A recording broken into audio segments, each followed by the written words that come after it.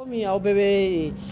projet Horizon d'Espoir dɔn an nana olu de ka cikan lase musow ma an ye femme leader wele ka bonnew wele ka femme déplacée wele donc ni couche saba ye an y'u wele ka se k'u lafaamuya mun kan Horizon d'Espoir ka laɲini ye fɛn minnu ye ani projet in yɛrɛ nakun ye fɛn minnu ye ani an yɛrɛ damaw kan ka ɲɔgɔn baara ɲɔgɔnya fɛn minnu kan an ye ɲɛfɔli kɛ olu de la donc fɔlɔfɔlɔ an ye projet Horizon ka cible fɔ n'o ye baarakɛlaw ye ani femme démunies ani déplacés donc an kumana fɛn minnu kan o ye violence basée sur le genre ye ani min bɛ denmisɛnnin ninnu sɔrɔ u nakumaw la an ye ɲɛfɔli kɛ olu caman na au même temps an tilala ka kuma femme déplacées kan degun minnu b'olu kan an kumal'o kan an kumana a tɔgɔ ye di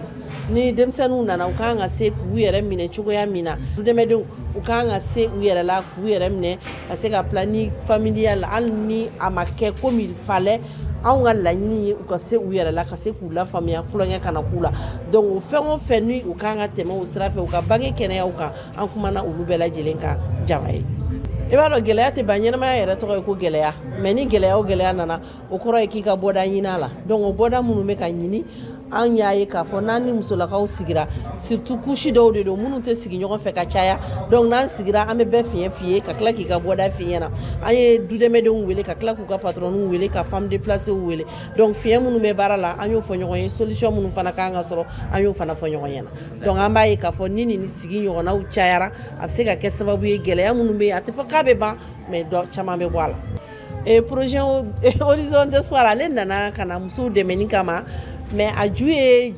kulu saba ye n'o ye Wildafu ani Pivot ani Ripodi olu de farala ɲɔgɔn kan consortium kɛ ka se ka nin projet in créer projet créer la mɔgɔ minnu kama o ye cible saba ye cible fɔlɔ ye du dɛmɛdenw ye filanan ye femme déplacées ye sabanan ye femme démunies ye i da n'i ye nin fɔ dɔrɔn a bɛ komi i ye Mali couche bɛɛ fara ɲɔgɔn kan parce que ni mɔgɔ min tɛ déplacé ye e tɛ du dɛmɛden ye i b'a sɔrɔ e bɛ jate femme démunies fɛ parce que Mali yɛrɛ cogoya o ye setigi ka dɔgɔ an na ne kɔni ne ye faamuya min sɔrɔ projet in na a diyara n ye a bɛnna an ma wa projet in filɛ projet in n'i y'a faamu projet in ka di k'a da kan a b'an ka baarakɛdenw dɛmɛ a bɛ anw yɛrɛ fana dɛmɛ parce que mun kama hali an ka denmisɛnninw bɛ da ka sunɔgɔ min kɛ a bɛ kɛ sababu ye k'an yɛrɛ dɛmɛ sani i ka taa waliden bila baara la e yɛrɛ ta b'i bolo i k'i yɛrɛ ta fana bila baara la projet in b'o fana maana projet in kɔni an kɔni b'a ɲini projet in a ka k'an dɛmɛ projet in ayiwa an b'a ɲini fana ala k'a fanga di projet in ɲɛmɔgɔw ma ala k'an kan bɛn projet a diyara an ye fo k'a fɔ k'a diyara an ye et puis an kɔni an y'a ɲini aw fɛ halisa aw k'aw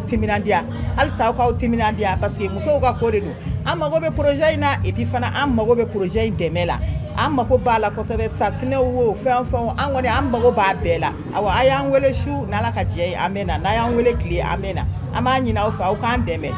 laɲini nin a diyara n ye kosɛbɛ a diyara bɛɛ ye a bonyana bɛɛ ma parce que nin ye kɔrɔ ye bɛɛ ka dɔ k'i yɛrɛ bɛɛ ka se ka dɔɔni k'i yɛrɛ ka dɔɔni sɔrɔ i yɛrɛ ka sɔrɔ i ma dulon mɔgɔ la i mana dɔɔni min sɔrɔ i k'o bɛrɛ bɛn i yɛrɛ ma alhamdulilayi an bɛ ala fo k'a barikada a diyara an ye an k'an janto an ka du dɛmɛdenw na an k'u kɛ komi an yɛrɛ ta an ka du dɛmɛdenw fana k'u janto an na k'a kɛ komi u bɔra u mansa minnu kɔrɔ k'u minɛ komi u b'u ka so alhamdulilayi ne y'o yɔrɔnin ninnu faamuya la o ye koba de ye